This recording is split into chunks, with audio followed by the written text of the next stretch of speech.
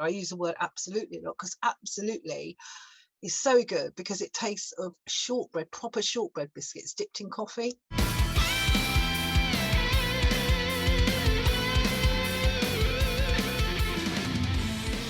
Hello and welcome to another episode of Hearing in Colour with Matt Simon. Today we've got a very special guest, Debbie, and her form of synaesthesia is very rare. When she hears and thinks about words, she gets a taste.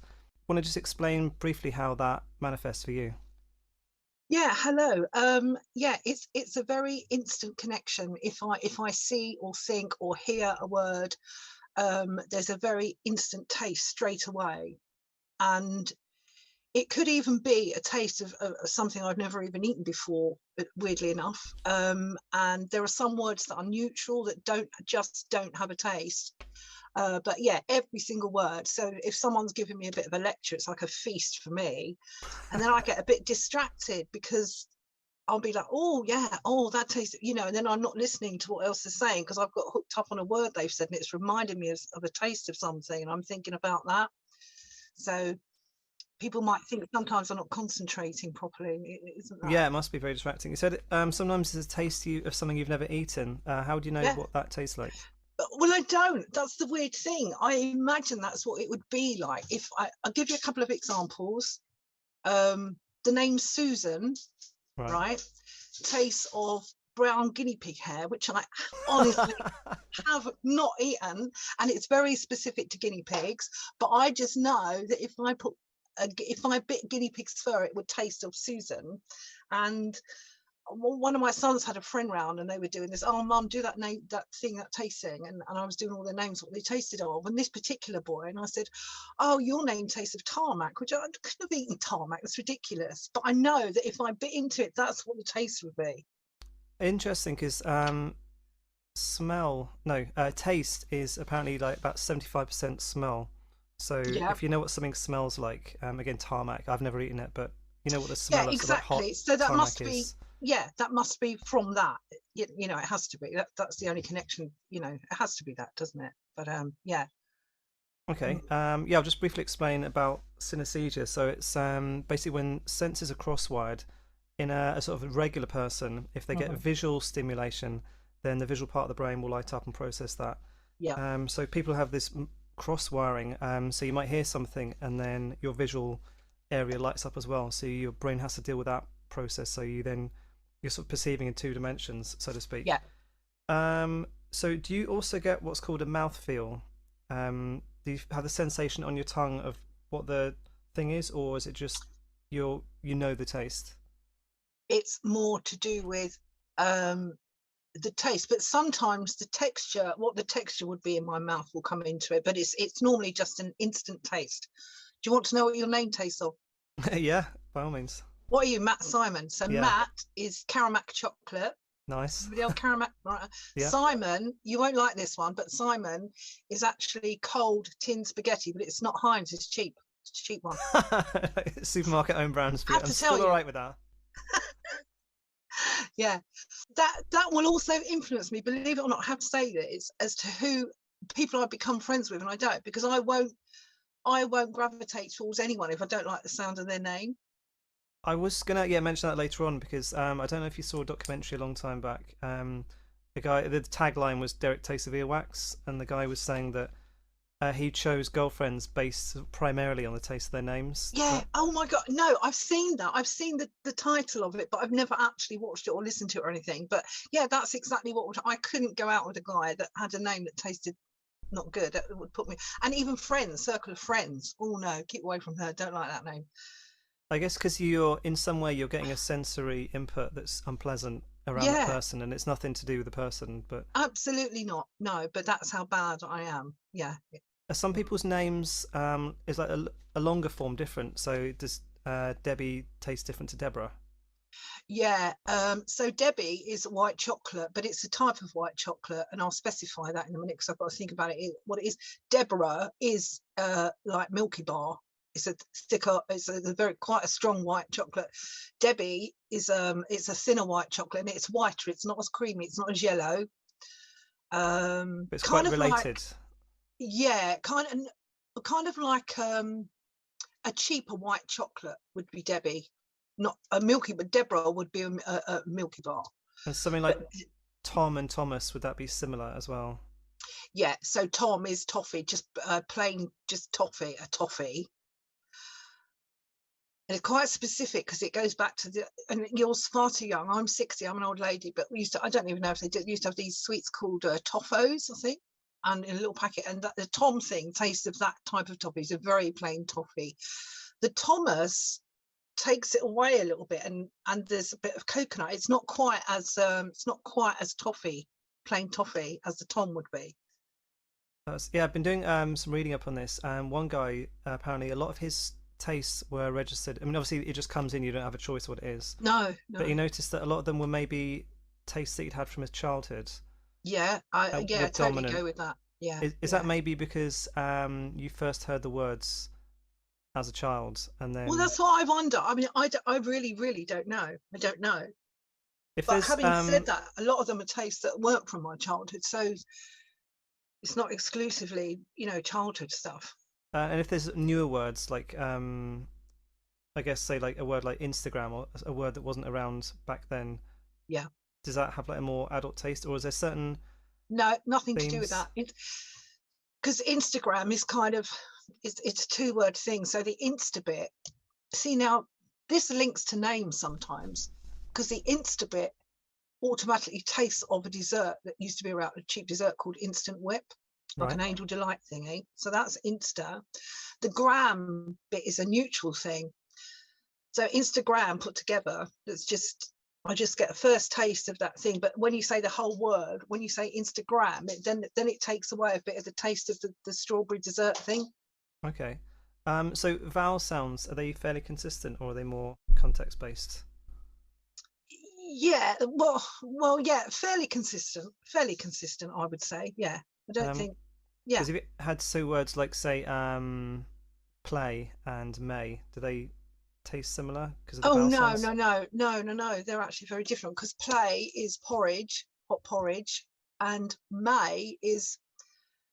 This is an odd one because, believe it or not, this came up recently. This word with me, it was somebody's name, and May is a very odd. It's almost like a taste of if you put if you were in a field and there was wheat or straw and you put that in your mouth, that would be May. Okay, that's But interesting. play is definitely hot porridge. That's They're completely still different. quite sort of cereal based, aren't they? Some of them are. Some of them are. Yeah, not all of them. Have you ever sat down and just tried to like categorize things and see if there's common themes or patterns amongst the flavors? Not really. No, I sort of dip in and out of it, and because for years I just thought I was a bit weird and I didn't even register what was happening properly, and then I have dipped in and out of stuff, and I was thinking of doing like a synaesthesia dictionary. Um, and I thought, oh, who'd be interested in reading that? And someone said to me, well, someone else with synesthesia would be interested in reading that because they'd like to see if your taste married up with those. And when I have looked at other people and their taste things, and they are completely different to mine. So, and I do find it interesting. Yeah. I think yeah, it'd be a very small market, but it's a very interesting thing because I think a lot of people who don't have it would instantly like if you did all the names, they'd like just go right. What's my name? Rachel. Oh, Well, that's yeah, that's another thing. I've been thinking along those lines of doing a name thing. Yeah, yeah. It's or towns and places because yeah, people would want to look up what theirs is, and so like Jeff who lives in Birmingham tastes of like this. yeah, And absolutely. Yeah, yeah, definitely. Yeah, do you yeah. find different accents have like their own overall flavor? No, So French or some if it's a language you don't understand, do you still yeah, get tastes? yeah. I still get a taste from a word, but I might not even know what it means or be able to understand it, but I would still normally get a taste. Oh, so you don't even need to know what the word is or the content. They're No, just no, like no. It's to do just with the arrangement of sound. letters. Just It's look at if I read it or I thought it or somebody said it. But, it's all about the word. You know, not about what language it's in at all. and another thing I was reading on the Wikipedia page, they've got a few sort of case studies, and one Mm. person said that if words are coming past too fast, they Hmm. can't focus on it. They need to sort of home in on one and sort of experience the flavor. So if you're say at a station and there's lots of announcements, Uh-huh. does that trigger things or does it just kind of fly past. I understand that, yeah. So it depends on the word. If there's a word in there that's a really strong tasting word for me, it will make me, just stop listening to the rest for a moment because I'm thinking about that word and that taste, and I have to quickly switch back and think, no, no, no, concentrate on what they're saying. Do you know what I mean? So that can happen, yeah.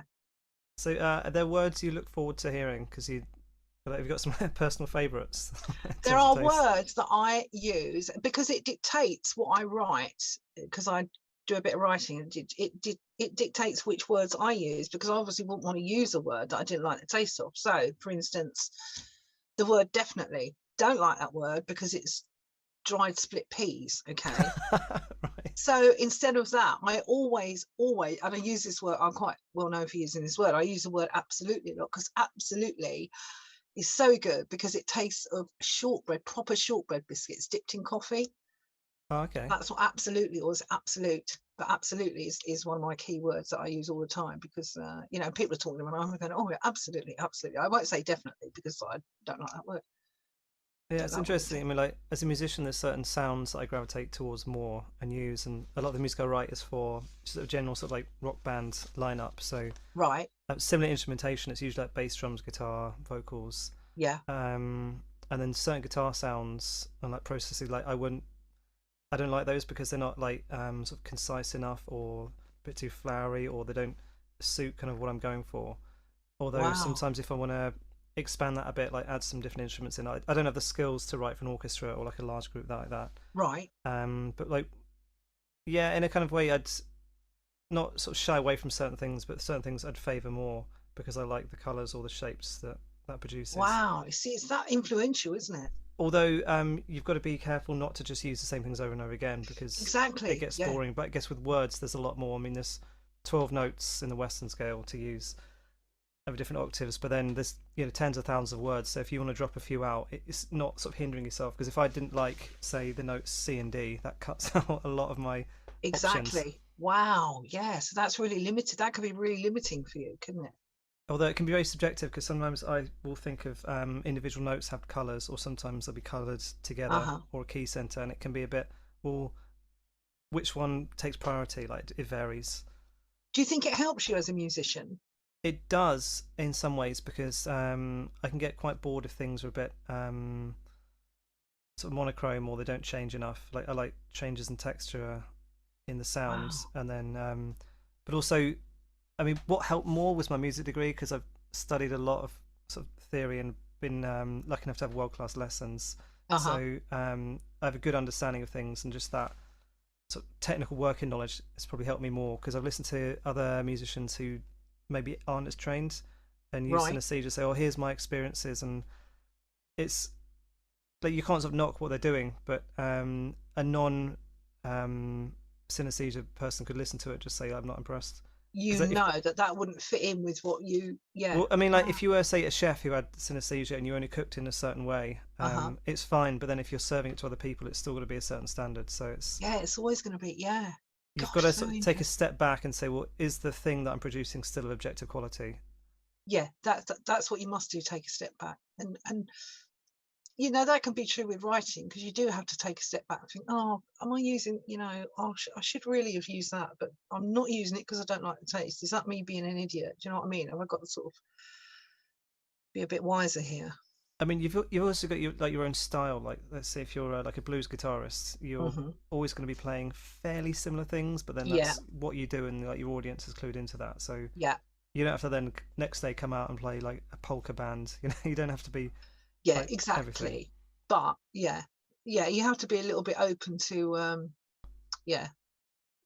And it actually would annoy me if I had to use a word I didn't like. It just rubs me up the wrong way. It goes against the grain. It's hard to explain. But to use a word I don't like, that annoys me slightly.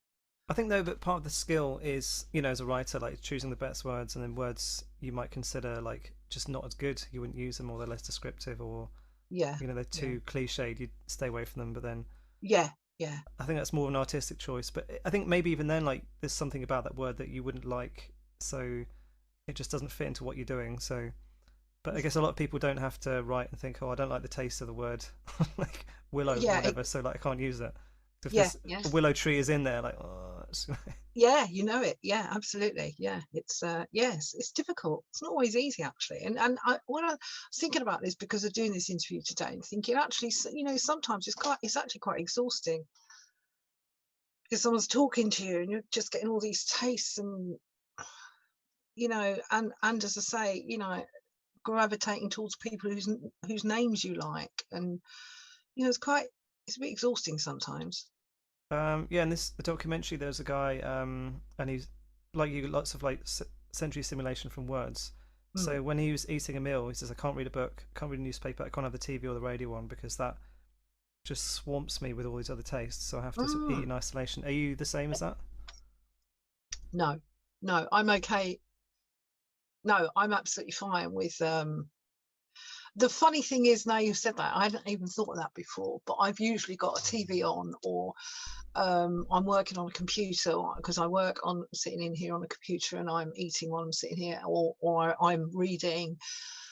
But funnily enough, if I'm doing those things, I'm not tasting the food properly. It's not that I've got no taste at all, but I'm not experiencing tasting the food properly because I've got other words coming into play.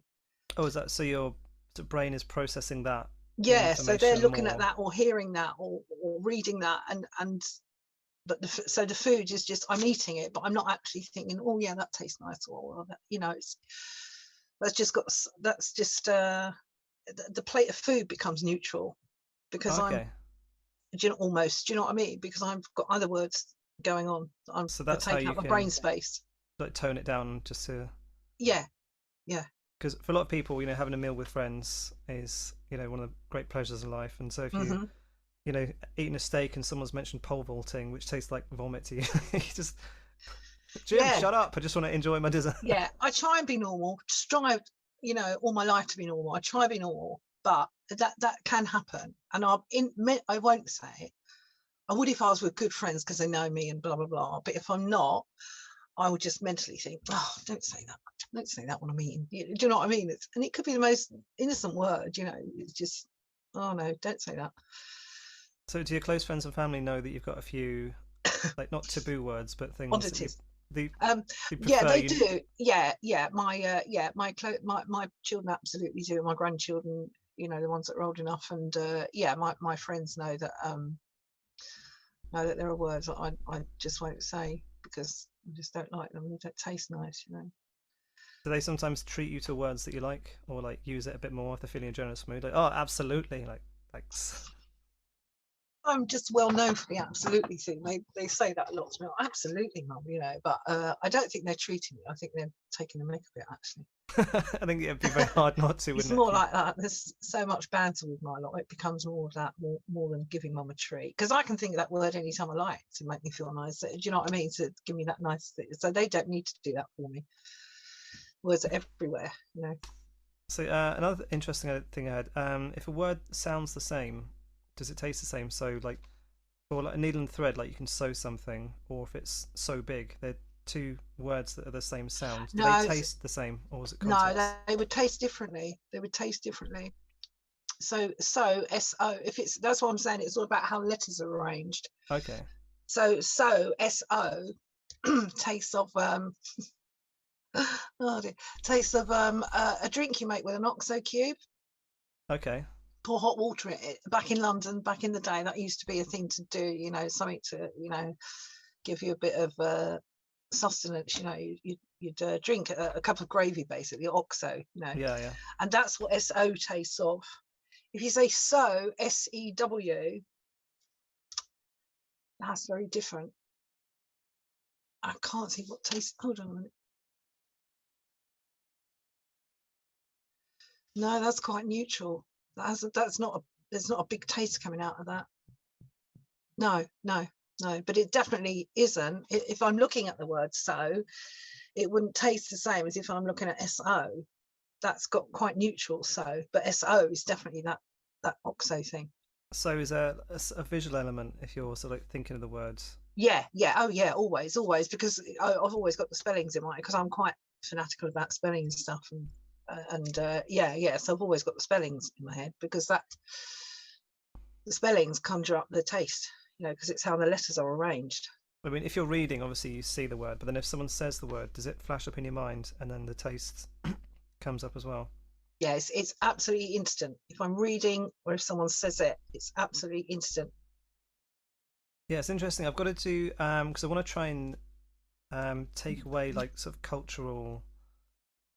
Influences? Yeah, trying to see like what is sort of like inbuilt or what's already there because just watching something before this, there was a guy and he was being interviewed on an Australian TV show, Hmm. and they'd asked him to say what the towns sound like or taste like, and some of them, so we got Perth was Weetabix, Oh, Lucasade was Adelaide, but then that kind of rhymes. yeah. Um, See, some of mine do that. Yeah, yeah, I get Sydney, that. he said kidneys and lumpy gravy, and then Aspirin, Brisbane.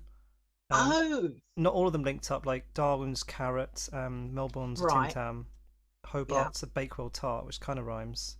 yeah, So have you noticed anything like that, that it could be possibly linked to how the word sounds?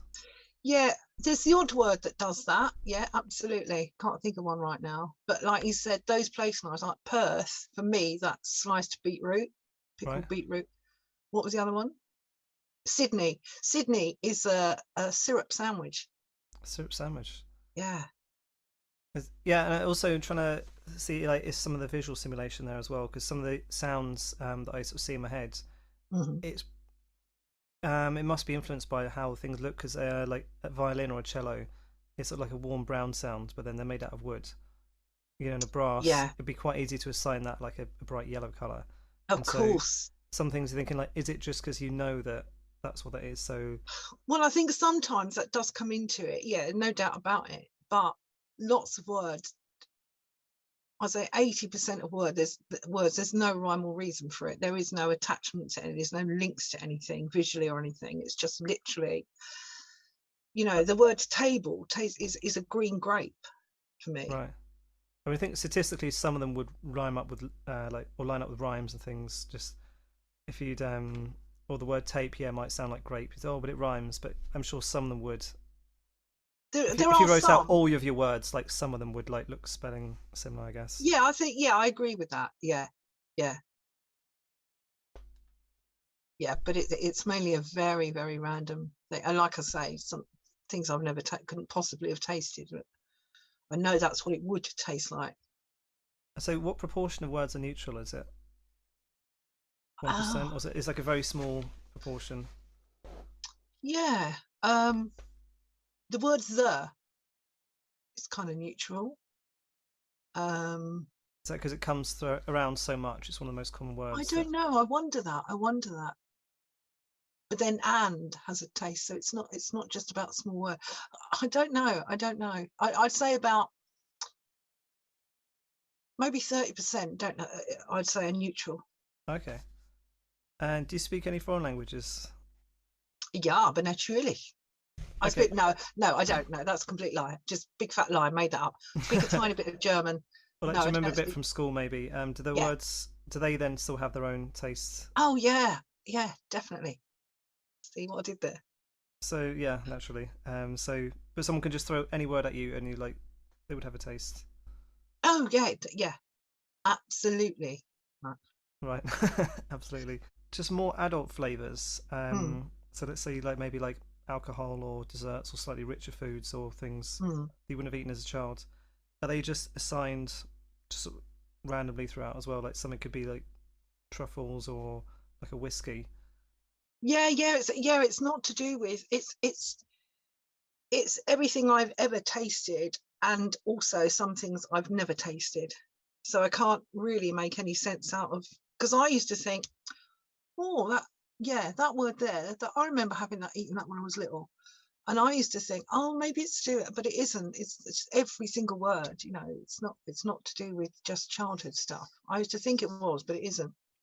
And is it not all food? Like some things they like metal or Yeah, like I say, damp that wood that or something. my son's friend, his name reminded me of tarmac. So I knew if I bit into tarmac, it would taste of that. It's not all about food and guinea pig hair. I mean, not many of us are eating that, Yeah. you know. Not the usual Sunday roast, is it? Is So that just I maybe don't know. the smell of a pet from the past or something I was don't lodged in know. there? I don't know. I mean, it could well be, but the tarmac thing. But like you say, perhaps that's smelly. I don't know. I really, really don't know.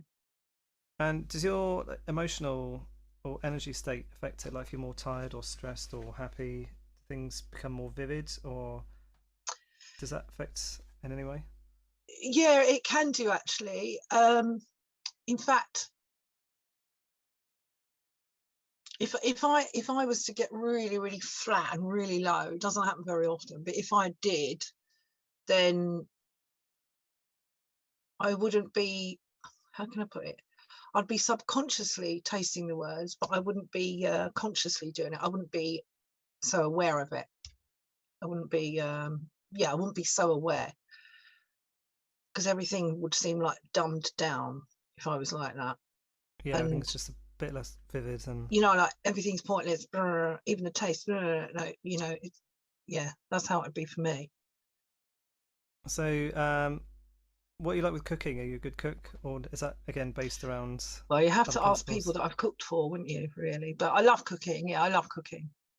And if you want to sort of say if you're on holiday and you try new foods, Mm, do you have to sort of block out other sensory things to make sure you're tasting that? So if we say you went to a country you'd been before and there was like different flavor palette, mm, so it wasn't like a new chocolate ice cream. It was like, oh, let's try these foods. Would you?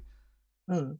You have to like focus in a bit more on that, or just hope nobody says the word cheese grater or something? Or you... No, it would work in exactly the same. It would be exactly the same process, exactly the same.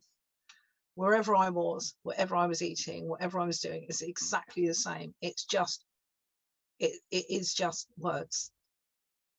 And I asked this to everyone, like, if you had the ability to turn it off, would you? If I had the ability to turn it off, would I? Right. Years ago when I was younger, because a group of us would be talking and someone would say a word and I'd go, oh, lemon sherbet. And they'd just look at me like I was a bit of a nut job. And I've got quite used to that over the years. And I really, honestly, never ever used to mention it to anybody because I just thought it was a bit of a weird. I just assumed everyone did that, found out they didn't. So I never really spoke about it. My children knew about it and that was about it. And then one day I was actually at work and my daughter rang me and said, Mum, that thing you do with words, it's a thing. You're not weird. There's a name for it.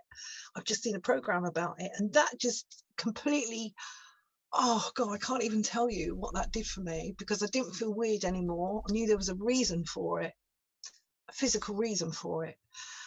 Years ago, if the answer to the question is years ago, if you'd asked me, I would have said, yeah, just I don't want to be weird. I want to be the same as everyone else. But now I'm okay with it If you because I could, talk about it more.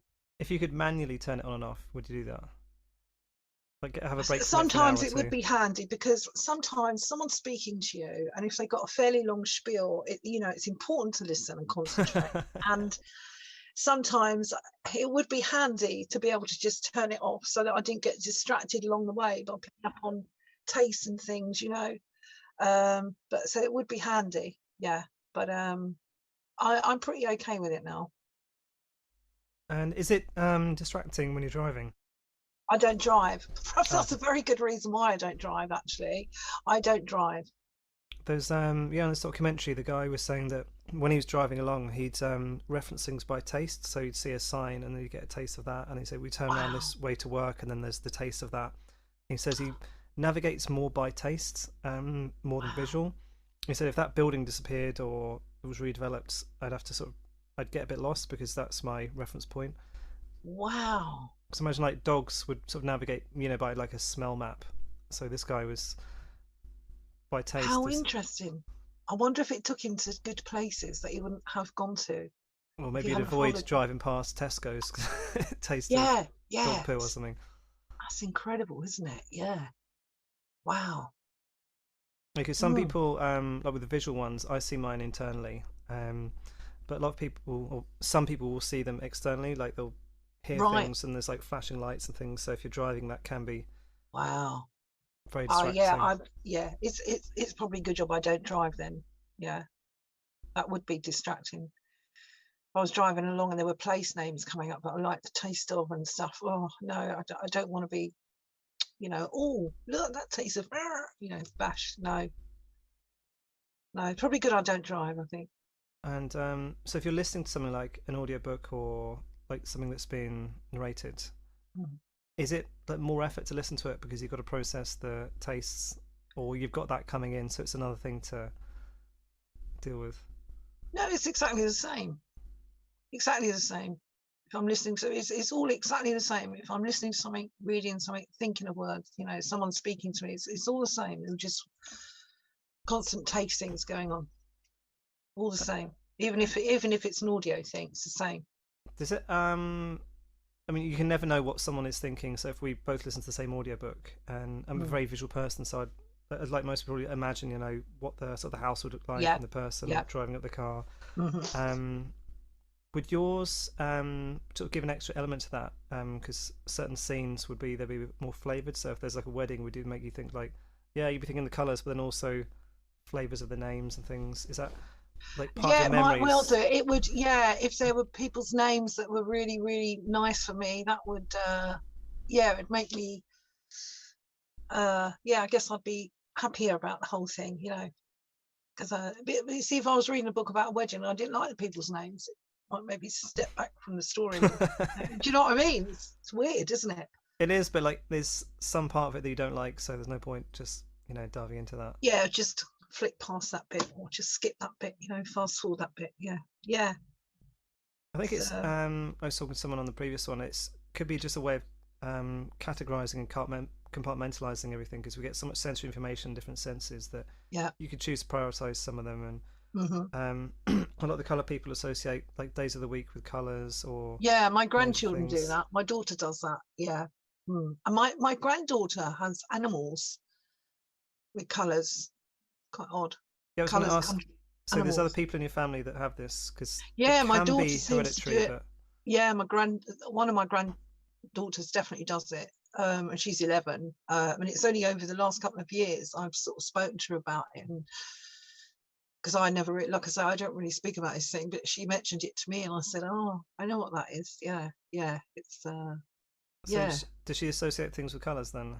Yeah, she's got the colour thing. She does days of the week. I mean, the weird thing is, I can do days of the week, have colours for me. I've never really, um, and there are the odd words that have colours. Days of the week definitely have colours. But I think because I'm so distracted by the taste stuff all the time, I don't really delve into that side of it.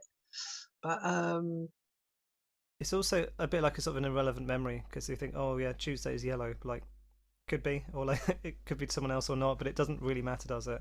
yeah, exactly. Yeah. But with the taste thing, it's just continuous. It's constant. It's always with me. You know. I mean, for me, say like the word Tenerife is quite yellow because E is yellow and there's three of them in there, but also is that possibly been influenced by the fact that it's quite a sandy environment as well? Sunny, yeah. You don't know, do you? It's hard to, yeah, again, like that cultural bias, like is that where that's come from? But then generally words like feed, it's got two E's and it was half the word is E, so that's quite a yellow thing as well. And Wow. beef. So God, that's interesting. for me, yeah, those. But that's still more visual because I'm not necessarily thinking of the name or the letter E. But if you thought of that word, would you have the same experience? Well, the thing is, like for me, the musical note E is also yellow, Right. so there must be Right. some. And but for me, the note A is red, but if I'm looking Oh, at it written down, it's more green to me. So like, there's something which wow. doesn't really make any sense, and it just like is Well, this no, like it bullshit? it makes sense to you. That's what matters, isn't it? It's your sense. It's making sense to you. That's what's important. It doesn't have to make sense to anyone else. Kind of, it's still like a slightly self-contradictory system, because I would say, well, this unless it's this context, but here's another rule that like this and this. Yeah. Yeah. Yeah. I totally get that. Yeah. It's a bit like I before C, except after V, and then but then if it's a Wednesday, this counts. So like, well, Yeah. what kind of Exactly. Yeah. system have you got? Like, it's my system. Horses for courses, darling. Yeah. That's exactly what it is. Yeah. Mm. Do you have any other forms of synesthesia, or is it just the? I don't think so. No. Like I say, I do a bit of the colour thing, but and the days of the week definitely have colours for me. But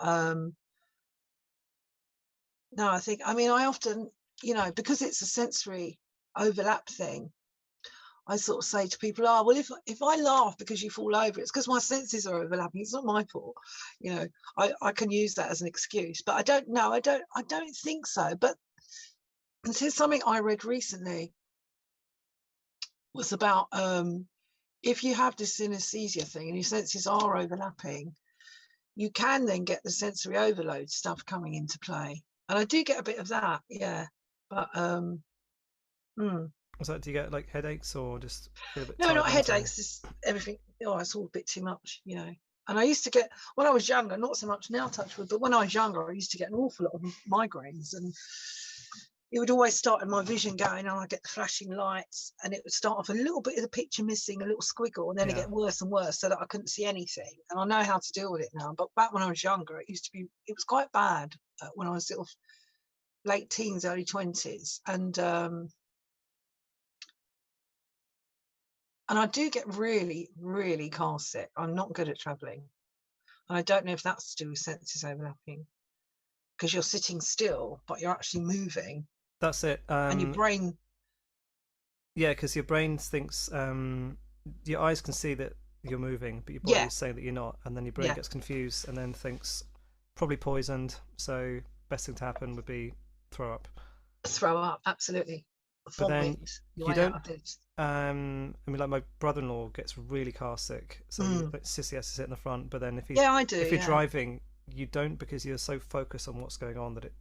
Well, do you know what? That's funny, because on a couple of occasions, I've totally deluded myself and convinced myself I could drive, and I've had lessons. And when I'm actually driving, I don't have the car sick thing, the travel sickness. Don't even think about it. And it is because you're concentrating on other things. You know But every also, every moment that you're driving because you're controlling it, and you got to make all these that's what I was split-second going to say. decisions. Yeah, And your brain knows why you're moving, because you're pushing that yeah. button or that pedal or whatever. But if you're not doing anything physically and you're moving, that's kind of freaky, isn't it, really? For your brain to cope with. It is for me. I think that's where the travel sickness thing. I am a really, really bad passenger. Really bad. I used to get Uh, a little bit car sick, but only because sort of long holiday journeys where we driving to France or something, and yeah. just sit in the back reading a book for hours at a time, and then I get a bit Oh sick, and then gosh, no. You see, I couldn't read in a car. You know, if someone says to me, "Oh, look at the sat nav, Deb. Look at this on your put this on your phone for me and look blah blah direct." I can't read at the same time as that sends it into overdrive. I think Can't for me, read while I'm traveling. I can get quite bored, so I like a lot of simulation. So it's Mm, very hard for me to just sort of sit there. So like reading a book or having something to do.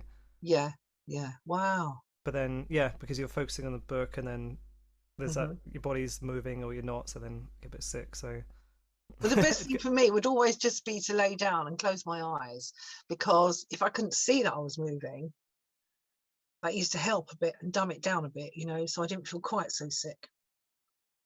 and do you know anyone else that has the same form of synesthesia that you do? No, apart from James, who were we speaking about the other day? Who who runs the website, the Synaesthesia UK thing? Wannerton? Is it James Wannerton? I think he Oh, has. does he run it? Yeah, yeah, Oh, yeah, I was looking at his website. yeah, yeah. He's got that one, I think, but I've never really spoken to him about it properly, and I don't know anyone else. I've never met anyone else actually that does that. No, thinking about it. I mean, even among the sort of synesthesia world, it's like one of the rarer types as well. Right, right. Oh, how Really rare, exciting! because I'm most quite people are. unique. It's like 2/3 or 3/4 are about like color based, and then Right. your one is like super rare. And there are other versions where people will like can hear a picture, or there's one called mirroring, where if they see something being touched or someone being touched on their arm on TV, they'll feel that. They'll feel it. Yeah, Yeah, there's a tactile thing, isn't there? So it's because some people can touch something and feel a colour, can't they? yeah. There's a tactile one, isn't there? Yeah, I was reading about that the other day, actually. Yeah, yeah, it's incredible. I mean, it is quite interesting when you start talking about it, isn't it? You Because know, one of the theories is that when we're infants or babies, like all the senses are kind of like, or the brain is like very merged together, hmm and then as you grow, that splits up, probably just for more efficient processing. But some people, it's still left a bit cross-wired.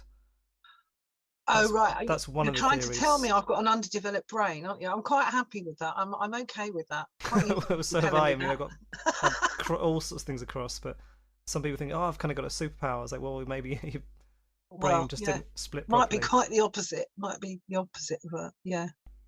Wow. Yeah, that's really interesting. I mean, I went to music college and I didn't really, yeah, speak to people about this. I spoke to my dad. He's also a musician. Like when I was about 11, Mm. and he said, "Oh yeah, do you see the colours?" And he just had no idea what I was talking about. He didn't. No, no, that's right. No. But then a friend of mine who's got perfect pitch, I interviewed him for this. He doesn't have synaesthesia, but you mentioned there's a couple of other people that we're at college with who have it, or one or two. But even in that environment, it's more rare. It's, But yeah. people who have it are more commonly drawn towards creative pursuits like Yeah. film and TV or acting and music and art. So Hmm. you're more likely to find people, but even still, then amongst all those kind of like weirdos anyway, Mm. Yeah. someone's agreed like, oh yes, but yeah, I think that NF major chord is brown as well. But then, like you said earlier, like can it help? There's a YouTuber called Adam Neely. He's a bass player and he does a lot of music videos. Mm. And he brought it up occasionally because he has it as well. He says like this color is this note for me, and but then he just kind of writes it off because it doesn't really help him or he doesn't use it much. Like It's funny you say that because I read a thing years and years ago that was to do with musicians, and that was to do with synesthesia and the color thing, and I read a thing saying that it actually made it easier for musicians to play because they were just following colors. They didn't have notes to learn.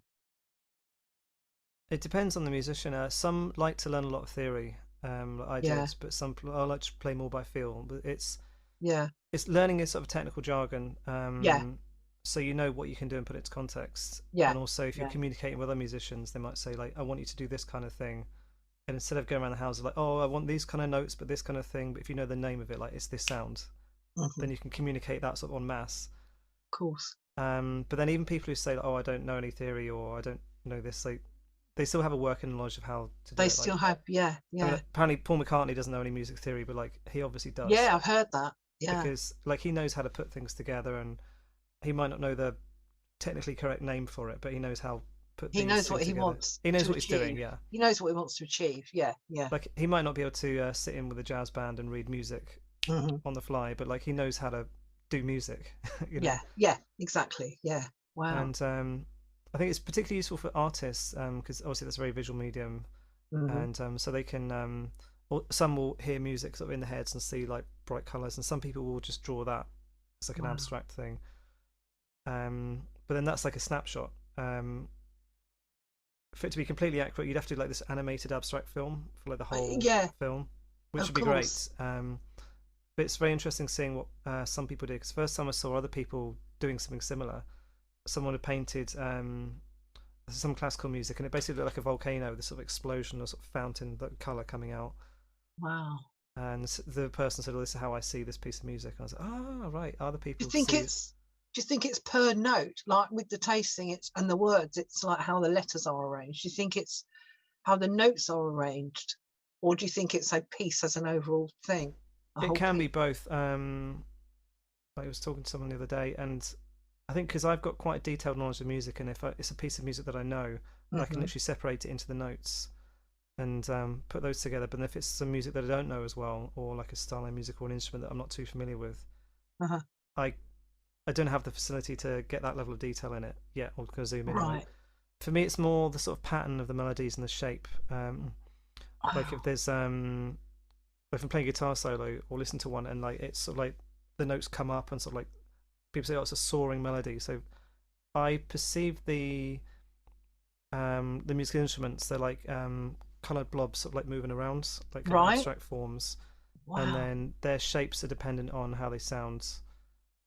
So it could be like a very thin, piercing, concentrated sound, or Right. a bit more wide if it's a less focused or sort of more breathy sound. Right. So it's right. So you're not talking about the primary shapes like triangle, circle, square, rectangle. No, imagine they're like little kind of colored ghosts flying around in different shapes and colors, and their movement is depending on their movement, how I perceive it in the Wow. music. Yeah. So if there's a sort of very clunky part, Yeah. it might be like wooden blocks and things. Right. But then something that sounds a bit more like a bird would be flying around. I think like Tchaikovsky. Let's look into this because he did a piece of music called Peter and the Wolf. I don't know if you know it. Yeah. Yeah. Absolutely. And so like the granddad was the bassoon, which was obviously like a lot more sort of rich, lower, Yeah. Yeah. and then like Yeah. different elements for that. So that's Yeah.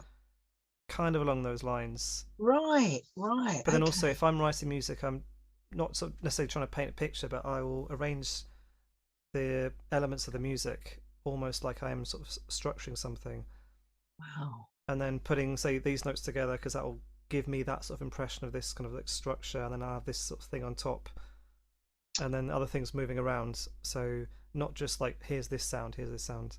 I'm So also you, thinking of that. So for me, that it does help because I'm trying to do something sort well, of I fairly was just going to say ambitious. that. So your synesthesia is actually really constructive. It's really helpful for you, isn't it?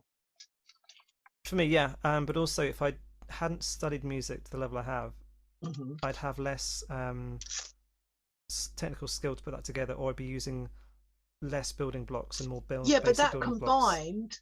combined with the synesthesia, it's just brilliant, isn't it? Perfect. It's good for me, yeah. And when I studied a bit more like advanced theory, like we did some jazz stuff at college that I was less familiar Mm. with, it gives me sort of different colours to work with. I see those as a bit Right. more pastel, less defined than some of the more basic things. So I was like, I didn't say this to anyone in class, but we were showing some like really advanced scales and chords. Like, oh, cool! I've got some new colours to put into my thing now, into my palette. So that Brilliant. did help. But then, yeah, if I wasn't sort of conscientious on like just the technical aspects of music, Uh, it would be like someone painting an abstract picture but having no technical skill, and it'd just be like a splurge, like be like wow. painting with a sponge, rather than a brush. So Just like, oh, are you seeing like a colour and a shape at the same time?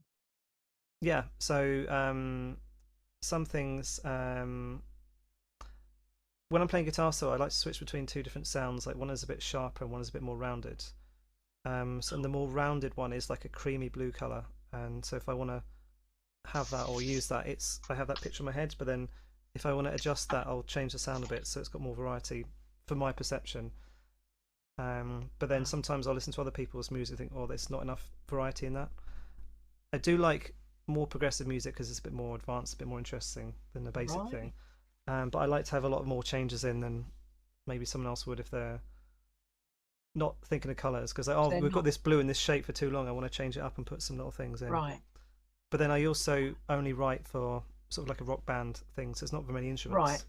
Whereas if I was writing for an orchestra, I'd have so many more colours and Yeah. shapes to work for. So I can't say like, oh, I'm super advanced because I've got this, because I could just then write for a bigger group and then I'd have bigger things. But then I like the sort of consistency of writing for the same sound palette. It's more what I know as well. I think, yeah, and I think sort of upon reflection, you're actually getting anyone with this and any type of it is getting more out of things than people without it do. It's very weird for me to speak to musicians who don't have it, which is like It most must some be. people. Because Oh, do the blue sound, yeah, it must yeah, be. or Do the like, blue creamy thing, but yeah. so I say, well, when you hear this piece of music, obviously you enjoy and you know all the component parts of it. Like, but do you not see pictures on your head? And I'll say no. Wow. So they're just Wow.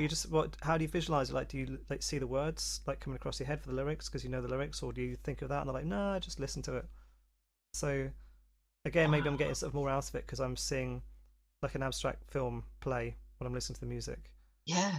and all these like it's a bit like if you imagine a theatre show Yeah. where actors and costumes are coming on and off and moving Yeah. in their own way and looking at. Yeah. So could you paint a piece of so you must be able to paint a piece of music. You must be able to paint a piece of music because you can paint the colours and shapes. Yeah, Have you done it's that before? not. I need to do it now because previous episode I actually interviewed someone who not only does that but sees it very similar to the way I do as well. Wow. Because you could ask 100 different artists, paint this song, and you're going to get 100 different results. Mm, And one mm, was very similar, but that could have just been coincidence. If there's 100 people, surely one of them right. will be similar. But there's a Stevie Wonder song, Superstition, Oh and yeah. her perception of it was very similar to mine, and the colours and the shape as well, which is But again, it could be Gosh, confirmation bias. I could ask someone else, and they, well, this one looks like a pink bus with an umbrella on it to me. Like, yeah. Oh, you oh, can't it's so point to one interesting. and say, "Oh, that proves it." Like the other No, 99 there disprove is it. no, that's right. Yes, very interesting. But yeah, I think maybe if you're coming at it from a different angle, it gives you other options to put into it, or you're trying to change more, maybe put more detail in than other people. Although I Well, it still, must take you along different routes it does like than somebody else would sometimes, have chosen. yeah. I mean, like, I was entered this competition on YouTube. Someone like for guitar solos said like, "Here's the backing track," Mm, and like lots of people did like some amazing stuff, and like mm. mine wasn't any better because of the notes that I can see in my head. There's people like better players than I am. It's just different approach. Wow. So that's still gonna, yeah. Okay. But when I'm listening to music or writing it, I kind of see it's like it surrounds me as well. Like I'm like in the colors. It's not sometimes just like a picture frame, like a snapshot. It's like, well, I'm in this kind of zone. Fantasia. You're stuck in Fantasia. How A bit like amazing. that, yeah. Yeah. But I guess people maybe have that in their own perceptions. Like they'll, sit down and listen to a record and just like be absorbed by it. Mm, It's less so nowadays, like with the kids. Something like a Pink yeah. Floyd album. You could sit to listen to that, and it's just like this encompassing, expansive thing, and it's sort of around you, especially if you're wearing headphones and you're sort of cutting off everything else.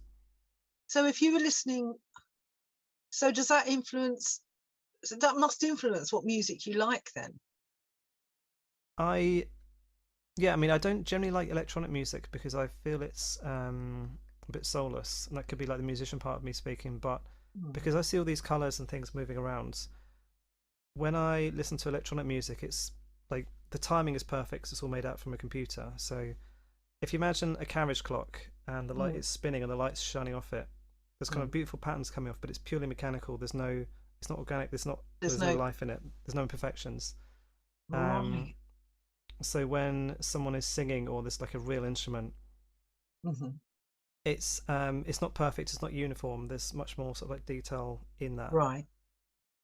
But Wow. then a lot of So, musicians would probably say that as well. But for me, like the electronic music can be like just like flashing lights, like a rave, yeah. but there's less sort of personality to it than if a band is playing. The patterns and the colors are more interesting. So do you find it exhausting sometimes? Do you wish you could switch it off sometimes or not? Um, no, it's more like when I did drama at school, like just GCSE level, like O Mm. level. The teacher said, "I'm going to ruin theatre for you because you're going to analyze it so much. You won't be able to go to the theatre again without thinking, oh, that's where the lighting is, and that's where they've done this, and they've laid out the stage in this Yeah. way." Yeah. And it did after for a couple of years, but then I just sort of settled back into like a more sort of amateur level enjoyment of it. Audience member. Yeah. But because I know music, I can listen to a song and like I will know like every note that's in it, and You can so deconstruct it all and yeah, it's like yeah. having like being a mechanic with X-ray vision. Like I know exactly like all the parts are in there, so you can look at that and enjoy it, or sort of step back a bit. But it's everything about it. So it's like, right, here's a D major chord, the guitar solo's coming in there, the drums are going to hit this. Gosh. But that's just a deep knowledge of something. I imagine like a chef would be the same if they ate something, they'd be able to pick out all the flavors. They're still Wow. enjoying it, but they've just got more detailed knowledge of More. it. Yeah. Wow.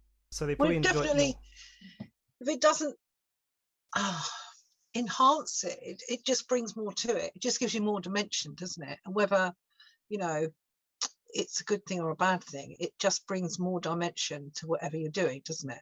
Probably It's a bit there more all the interest and time. passion as well, because if you're thinking like, oh, I've got to shape this, and like you're thinking of it from more different angles, you've got to get all those other aspects of it correct. Mm. Probably going to give an overall better product than someone who's like, well, I've done that bit. Yeah. Do you know what? I was at Hyde Park I went to see the Stones at Hyde Park the other Sunday, a couple of Sundays ago. And it got to the point where they slowed it all down and he was singing that song they do called Angie. And everyone was like swaying and it felt quite emotional. Angie. And I was just thinking, oh, icing on a cake, icing on a cake. You know, no, like I really was, you know, and it's like, oh, am I getting the same? Am I getting the same enjoyment? Am I getting a better enjoyment? Am I getting less enjoyment? I'm not ever really sure because I can't imagine it without tasting. Do you know what I mean? I mean, everyone's gonna be different. There'll be some people thinking, "Oh, that's the guitar sound that's being used." Someone will be looking at the way he's moving. There could be a fashion designer who's looking at what he's wearing. Yeah, So like everyone is taking their own thing from it. But yours yeah, must pretty unique because even though there's another sort of taste person, they might be thinking, "Oh, this is caramel or freshly cut yeah, grass" when they're singing. Like yeah. I jumping almost jack did it in the flash. chorus and screamed out, I sing, but I didn't. But in my head, it's, every time he said the word Angie, it's like, cake with icing. Did you get that stronger? Because if lots of people are saying the word, does it have a stronger impact, or is it just the I same? don't know, I really don't know, because there were like 65,000 people singing the same word. So I do wonder if it was more, I think it was just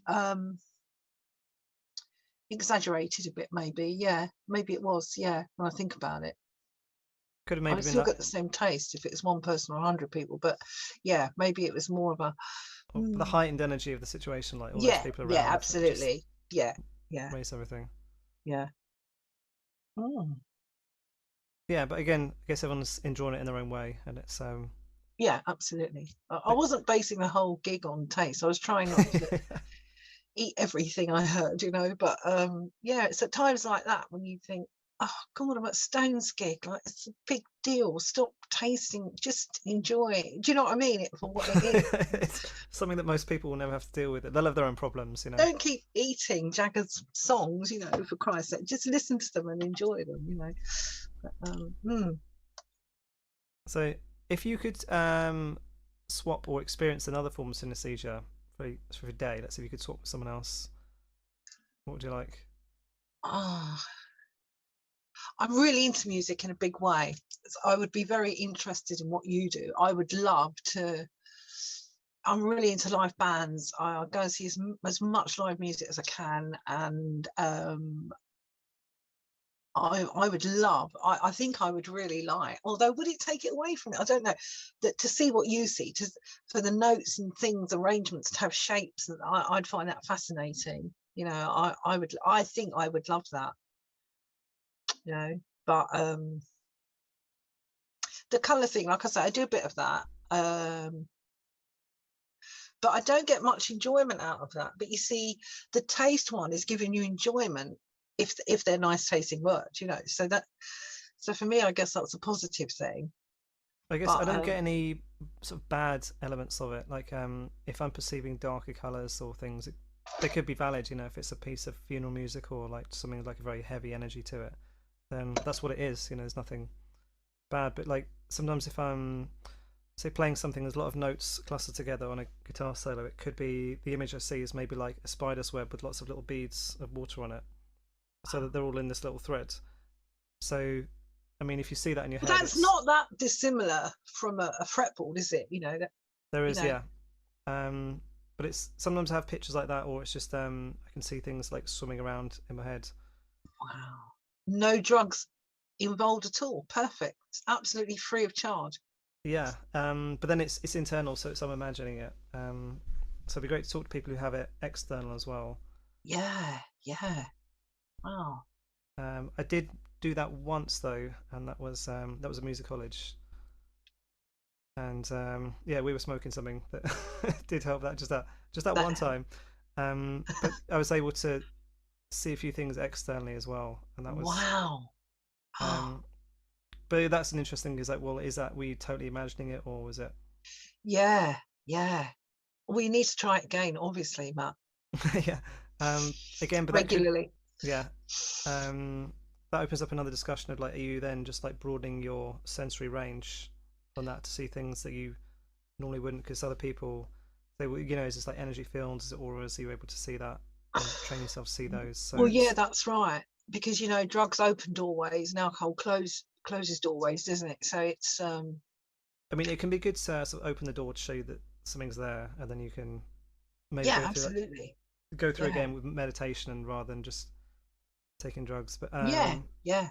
I messaged someone who said that his art is that he takes psychedelics to see it. Um, Oh. so he said, like, I'm a bit jealous that you get yours naturally. Was that? Well, I didn't yeah. ask if his was internal or external, but he said, but he gets that, and a lot of his were similar kind of colours for similar styles of music, which is interesting. Whoa, that's so interesting, isn't it? But then I'll perceive that, like, for me, like jazz, and it's a big style, but like it's generally kind of a green color, despite all the notes in there. And funk is a sort of yellowy, golden sort of wheat color. Then some forms of heavy metal, I find them quite monochrome. If they're Right. using very similar sort of like note ideas and like rhythmic things, Uh-huh. so just like black and white. But then Yeah. a lot of the logos and the dress is black and white for that as well. So is that Yeah, partially of being course. influenced? Yeah. Yeah. Then Yeah. some So other that kind of, bands that are a bit more progressive, a bit more experimental with the sounds, I yeah. see that as different colours because they'll have different sort of aspects of their sound. Wow. So what does Bowie's music conjure up? Because Bowie's my hero. What does his style of music have a particular thing? I've I'm never interested. really been into him. There's something about his voice that never really turned me on. Mm, 'Cause his voice sounds a bit fragile. Although mm, saying that, he sang that record with Freddie Mercury and kept up with him on that one. mm, mm. So you can't say he's a bad singer, but for me, there's it comes across as a little fragile, and the arrangements are quite I know what you. I totally know what he is my sparse. absolute hero. But I understand. I like the fragility thing. I like that. But yeah, I totally get what you're saying. Yeah. But then I someone had to else, ask. I had to ask. I mean, some people naturally describe things like someone's voice as like rich and syrupy or like thick Mm. and warm. But that's Um, just normal, isn't it? but is Isn't it? it? I mean, for Oh me, like, no. I might perceive that as like someone's voice literally like has the texture of honey, or like it's got that Yeah. shape and the viscosity of honey. Yeah. Whereas someone's voice would be quite sort of thin and brittle. Right. It's it's got a different shape in my head, and Right. then it moves according to their sort of vocal technique. They're agile, or does it stay in the same place? Wow. So I don't sort of taste it in the way you do, but Right. I kind of get an almost sensation of texture Right. with it. Right. Because if something like say Brian Adams has got quite a rough singing voice, Yeah. so his voice has got a bit of sort of roughness on the edges Yeah. of the shape, whereas someone who's a bit more polished, they say like an opera singer, like a soprano, it's going to be It's a smooth, clean. yeah, almost like water sometimes from the high notes, like very sort of crystalline. Oh.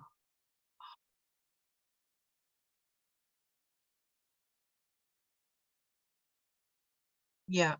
So Yeah. I don't touch it, but Gosh. I'm sort of aware that there's some sort of like Yeah. I'd like to have a go at textural that element one. to That that would be. that I perceive. Yeah. Let's swap for a day and see what happens. Yeah. Mm. Or just we could swap for a day. Yeah. But then it would almost imagine be very jarring having it Yeah. turned Do you off, know and for me, what? And like having all those it's colours like funny you should ripped say out of my that head. Like, because if it's just something that's always there, is this you how don't you really normal think people about have what to it'd be suffer like with it? without it. But yeah, I can't imagine not tasting words, you know. See, I just said imagine, and imagine is the inside of a walnut whip. That's got me thinking about that. Yeah. Stop, Debbie, concentrate, focus. Yeah. That's quite a nice one.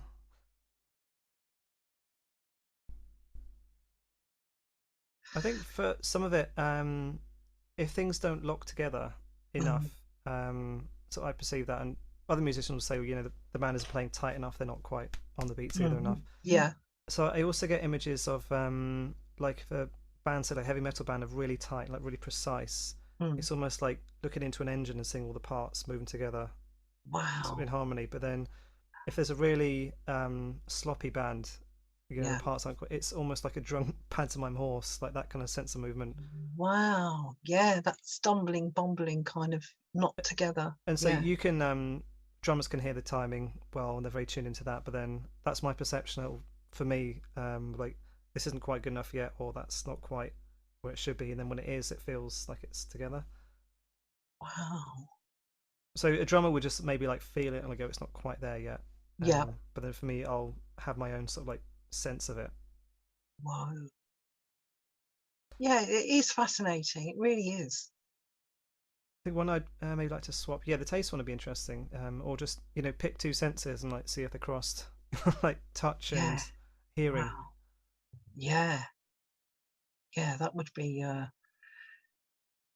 Yeah, you've got me thinking a lot more because I don't really think about it all this very much. But Well, there must be some people who look at a picture and they can taste it, yeah, exactly. Yeah. Wow. or like hearing a picture. So It's crazy, isn't it? It sounds crazy, doesn't it? And it's very hard to explain to people sometimes. I used to really struggle with it when I was younger. I think I've got a fairly good one since it doesn't distract me when I'm driving it. I can use it creatively. It's also Yeah. private because no one else Yeah. knows what's going on. It's not like I'm cold in a ball when someone says the wrong note or No. I see the Well, wrong color and it yeah, brings me out a absolutely. rash. Yeah. No, no, no. Well, they're all quite private, really, aren't they? Yeah, I mean, no one else knows what you're saying. No one else knows what I'm tasting when they're speaking to me, or that I've gone off on a little bit of a tangent because of a word they've just used, and it's reminded me of something. You know, yeah, it is a private thing, but it's I'm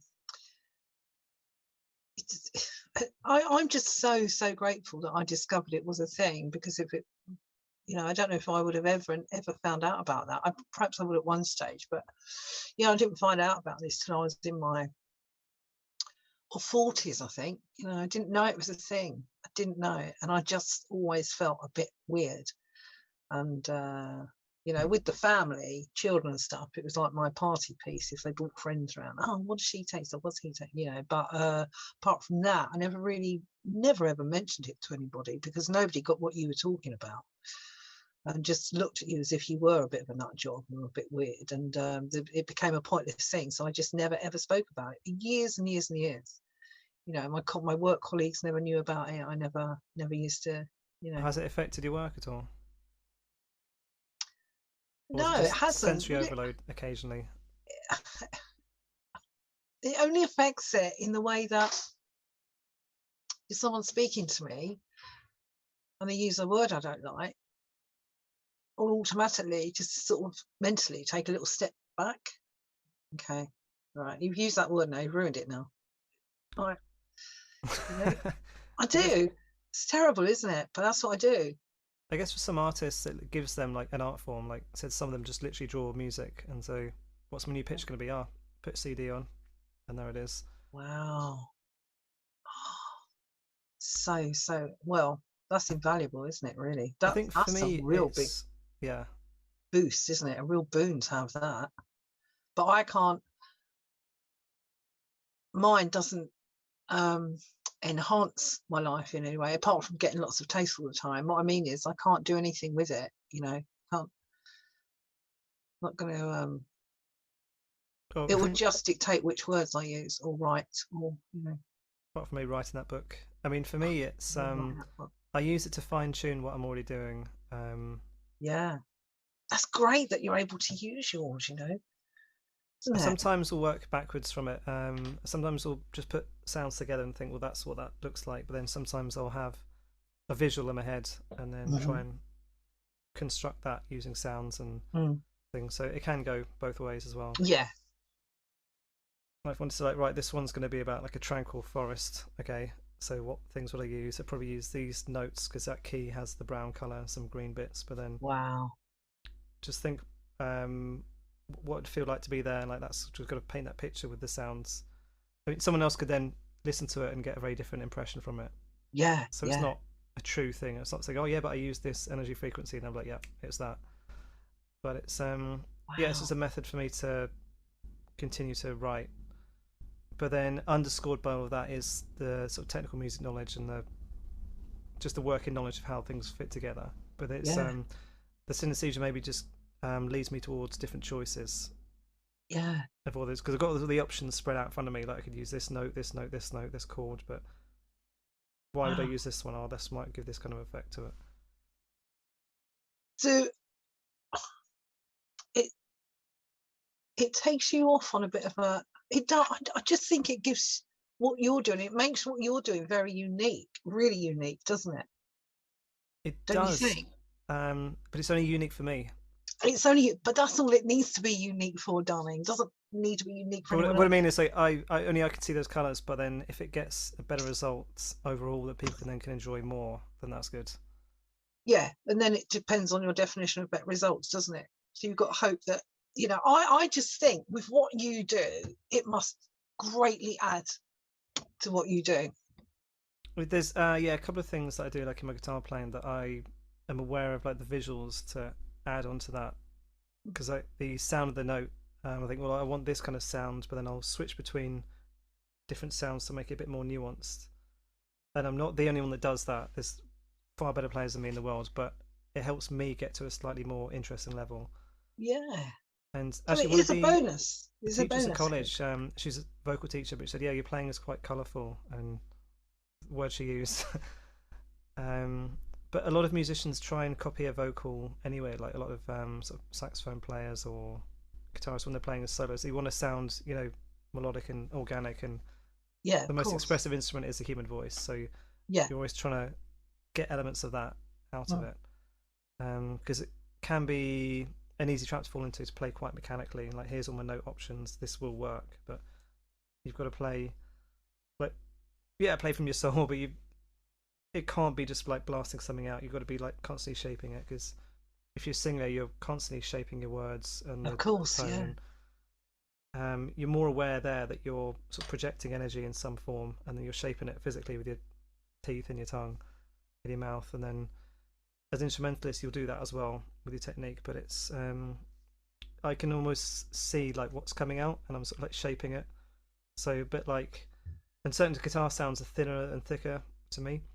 Wow. So one is a bit more like spraying a bit of water, and one is like a fire hose or like laser beams. I can get like more, depending on what's coming out of my hands and the guitar amp, I can shape the sound because I'm imagining there's more coming out, and so I'm projecting it in this way.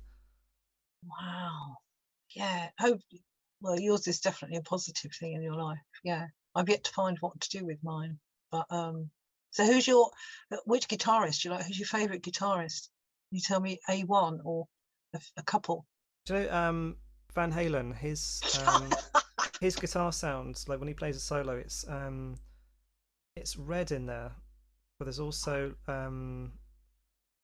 it's a bit like water. There's like a clear and some blue, and it's like twisted like a rope. The the sound is not like just like a solid beam. There's Right. like more interest still within the notes. It's like this. The note he's playing has got like this kind of like movement in the note itself as well. Layered. But yeah, it's not just playing like dirt, dirt, dirt. Like, even though he's Yeah. playing that, there's still movement and energy within that as well. So it's like extra. Wow. Yeah. As far as guitarists go, yeah, he's one of my favourite guitarists. But I also like Steve Vai. Yeah, of course. I don't know what you mean. Yeah, no, I do. I love his playing. But I love and I saw Dave Lee Roth twice actually live, and he's just the best front man in the world, you know. Yeah. But yeah, Eddie Van Halen, that guitar is it's something else. But if I listen to someone like Jack White from White Stripes, Oh, I love Jack White. can't stand it. Oh, I love it. I mean, like, on a sort of purely technical level, he's not a sort of technically accomplished player. But then No, he isn't. No. But then when I hear the quality of the sound of his notes, it's got kind of this like slightly fuzzy, slightly shaky. There's not as much sort of muscular and conscious control on the shape of the note. I totally understand that. Yeah. So there's also the sound of it that I don't like, but then it's a less beautiful visual when I hear his notes as well. Yeah, I totally know what you mean. Totally know what you mean. But I really do like him. Yeah, gosh, it's just so interesting hearing your side of things. For me, you know, But it's someone like Steve Vai, I mean, he's got a lot of different variety in what he does. He's got his own sort of unique signature kind of sound where he plays and you it's him, always know Steve Vai's playing. Yeah, the same as you know Van Halen. If it's Eddie Van Halen playing, you know his as well, don't you? Yeah, and like Brian May, very recognizable. Yeah, His tone is, I mean, I know his guitar's the Red Special, and it's like red, exactly, yeah. but his tone, again, that kind of sound is quite red with sort of some dark streaks in there. And it's again, sort of like red chords. Wow. Do you know a guy called Francis Dunnery? No. All right, he was the lead singer with a band called It Bites, and that was back in the 80s. I think they had a hit with Kiss Like Judas, Calling All the Heroes. That was them. Anyway, they split up, and he went solo. To cut a long story short, and yeah, his guitar is something else. It's something really, really special. I'd like you to check him up and tell me about the shapes and colours that he's playing, because yeah, very, very interesting. So what was that song? I'll look it up. He's called Francis Dunnery. You want to look at his solo stuff. Just very different type of music, and you always know if Dunnery's playing, you know. Yeah, look him up, see what you think. Don't go for the bites. Well, you can go for the bite stuff just to get a, you know, the more commercial kind of guitar sound that he had. But in fact, if you look up a YouTube clip with it bites, it's a very old clip, and he's doing a song called Ice Melts into Water. Right. Yeah, I'd like you to check that out. I think when someone is very accomplished, I see that the sound is, there's a bit more in there. Like there's a violin player called, I'm probably pronouncing it wrong, like Istak Perlman. Like he's absolutely unbelievable player. Wow. And his playing, like the notes, they have this I mean, yes, the violin is brown, there's some brown in there, but it's almost like I know the violin strings used to be made from catguts and sort of sinews, but his tone, it's a bit like sort of an orange pale pine color with some white in there, but it's again wrapped it, but it's like the notes have more color in there and more sort of refinement, and there's more in there. It's like a basic player or someone who's in more maybe like monotone color, it could be like, oh, that's kind of green, but there's just like more in there. Hard to explain that. It's more, you know, like more skill, more life experience, more expression. Yeah. It's like if you sort of zoomed in on the energy, like you'd see like almost like the composite parts. Like if you get you know, colors of light, there's a mix of colors, or like paint, so that you see like there's different bits in there if you sort of zoom in. So for me, there just seems to be like more shape and more detail in just like the actual note. Yeah. When I hear someone who's more accomplished like that, you can. Wow. So interesting. I really would like to have yours for a day. Just spend all day listening to music. And yeah, wow. And write one more thing down, right? A song called Still Too Young to Remember. Right. Okay, this is again, it's Francis Dunnery, and these videos on YouTube are way back, and he was a very young boy at the time. He's an old man now, but yeah, I'd really be interested here. Still Too Young to Remember. I'd be interested to what you say about the guitar, to hear what you say about the guitar on that. That would yeah, I'd find that really interesting. Please don't forget to let me know what you think of it. Will do. All right, I think this would be a good time to wrap it up. This has been fascinating talking to you. Well, it has for me. Has for me. Him like tasting your words. I've just had a right old feast, let me tell you. Yeah, it's been literally a delicious conversation. I won't need any lunch now. Yeah. Is it a way to because some people eat if they're bored, or they like to experience, you know, the taste, but obviously calories come into that. Do you kind of like treat yourself to some taste by just thinking of words you like? And it's the mint chocolate chip ice cream, like.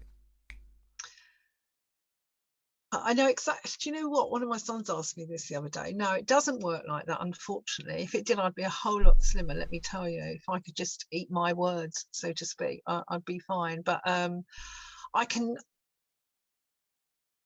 The trouble is, I can get a pleasurable experience by hearing or seeing or thinking about a word that's a nice taste, but it doesn't work in reverse, you see. I can't think, oh, ice cream, what does that taste of? Or do you know what I mean? It doesn't. It's only if I hear a word that is going to take me to a taste.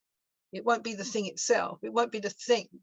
That thing won't take me to a word, but a word will take me to that thing. So what are your top 3 words? So absolutely is a good one. Glad you remembered that. Oh, I love the word dictate or dictation. Dictate is lovely, because that's like cherries soaked in, it's like kirsch or soaked in brandy or something. Yeah, nice. I like that. Yeah. And another word would be okay, well, this isn't brilliant, but attach is really nicely cooked bacon. Yeah, that's it's a bit crunchy. just enough, not too much, but just enough. Yeah, yeah. It's yeah, but I can't think of bacon, and I can't think of the thing, and it takes me to a word. It's just only works the other way around. The word will take me to the food. Do you have like extra bonuses where, say, something lines up? So if someone said, so attached is bacon. If someone said, "Oh, the bacon's attached to the egg," or something that like lines up in your system, you're like, "Yeah, that's it." Yeah, it would be like, oh, double. Got a bit of double going. We're doubling up here. That's how I would see that. Yeah. So if I like see a word that's like printed in like the correct color, it's like that's it. That's that's perfection right there. Yeah. I would like to read a sentence where every single word was something that I like the taste of. And you see, if I'm writing anything, what I'm writing will be dictated by the taste. So that would give me pleasure to write sentences that have only got words in that I like the taste of. It'd be a unique sort of pleasure, like if you wrote a short poem just with words you liked. It would be great for you, but then someone else could read it and just be like dry heaving. Get absolutely nothing. What a pile of shit. Yeah, but I would be reading it and be like, taste this, But it's like it's such a personal experience, isn't it? A private thing. It gives nobody else any pleasure at all, so it's pointless. But yeah, it would just be to do it for yourself, wouldn't it? I always think with music it's quite a selfish thing because I can enjoy every note that I play, and the audience can as well. But a chef, like I couldn't do that kind of job because I'd be cooking all this food and then someone else gets to eat it. I know it's a service industry, but I still get to enjoy it as much as everyone else when I'm playing. I guess an artist would be similar. Oh well, yeah, absolutely, yeah, absolutely. See, doing it again, yeah. But then, if you wrote a book that was particularly pleasing to you, only you'd enjoy it that much. Is that being too self-indulgent though, Matt? I mean, it is. But, well, I mean, it's not. I mean, it's just less marketable. I mean, I wrote a whole album that was quite self-indulgent. Did you? Guitar showcase. I'll send you a link. Yeah. Oh, please do. Yeah. But yeah, I'd be interested to see what you think of that. But it's because guitar instrumental albums can be very indulgent and very niche. Yeah. So I've got another project which has got vocals on and like sort of real songs, but this was kind of showing off what I can do and just weird stuff that I'd written. So it doesn't need. I'd be really interested because it doesn't need to be commercially viable, and it's almost like went the complete opposite of that and just did completely what I wanted. Oh, how lovely! What freedom and how self-indulgent. That's really, yeah. Maybe I ought to just write. Do a few little poems that are just words I love. That's really interested me, actually. So I'll send you the link because I rebranded it, some of the song titles, and then it just didn't really work. So right, okay. I kind of had a theme to it. Yeah, I had a theme to it, like it'll make you laugh, and then I just made some more normal song titles. But then it'd be interesting to see if the different song titles for the same words or the same songs, which ones you type with. But the songs are very progressive. It changes a lot. There's I've got an acoustic song which is sounds a bit like Middle Eastern Indian, so it doesn't change much from that palette. Right. But there's other ones which jump around, all like sort of schizophrenic. It's one thing for 10 seconds and something else. So I want to be able to sort of taste that or see it, because in my head I'm thinking, right, I've got a yellow bit here and there's some green things, and I'll just chuck in that like some sprinklers. That's honestly, I'm finding this fascinating. Yeah, that's just so interesting and so useful. What do you think of Yngwie Malmsteen then? Yeah, he's great. I went to see him live. Did you? It's hilarious because about 99% of the people there were men, guitar players, and you just walk past people conversations and they're all talking about scales, like picking technique. But the thing is, we didn't know if there's going to be a support act or he was going to be the sole thing.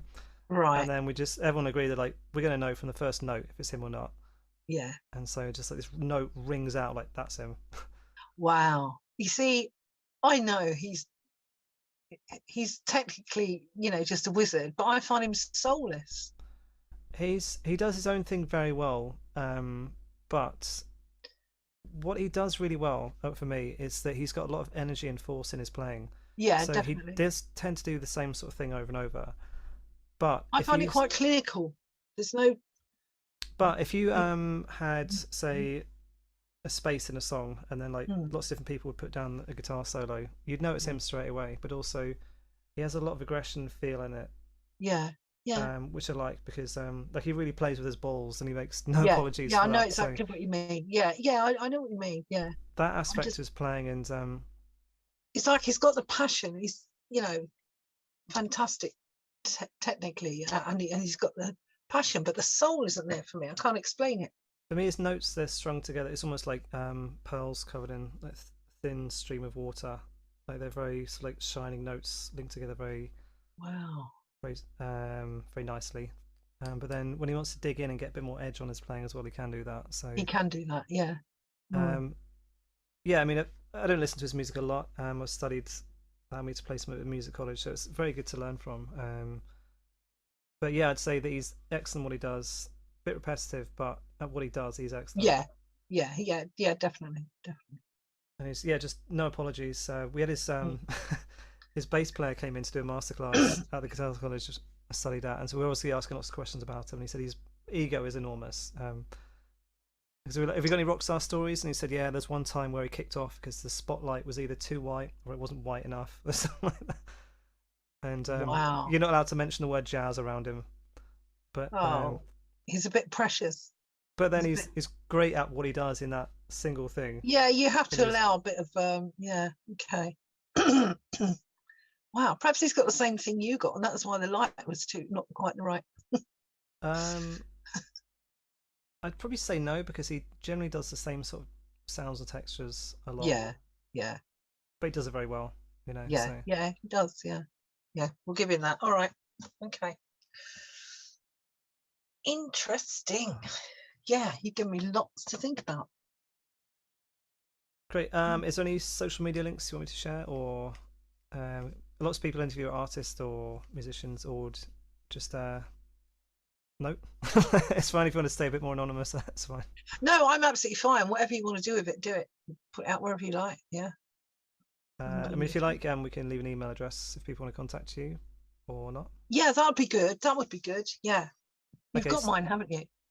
send me that in a message, and we'll put it in Okay. the show notes. And then if people want to get in contact with you, they can. Perfect. So where are you aiming to put this? So this will be on Spotify. It's on Apple now, Google list. So like, all the major places, it's officially on there now. Perfect. Brilliant. Okay. Very, very interesting to meet you, Matt. Really, really have enjoyed it. You have given me loads to think about. And yeah, really interesting. And I hope to speak with you again at some point. Yeah, if you come up with some other ideas, let me know. And cool. Yeah, it's been an excellent conversation. I'm sure people will enjoy listening to this. And it's, again, your form is very rare, even amongst us kind of weirdos. So, okay. I'm a weirdo amongst weirdos. That's great. I'm weird as well. I feel better already. You're a more rarefied class. So thanks to Debbie for joining us. That was an amazing conversation, really good fun, and it'd be great to talk to her again. You can get in touch with us on Instagram, Facebook and YouTube, and if you like this, please consider leaving a review. I don't think we've got one yet, so that'd be nice. Thanks.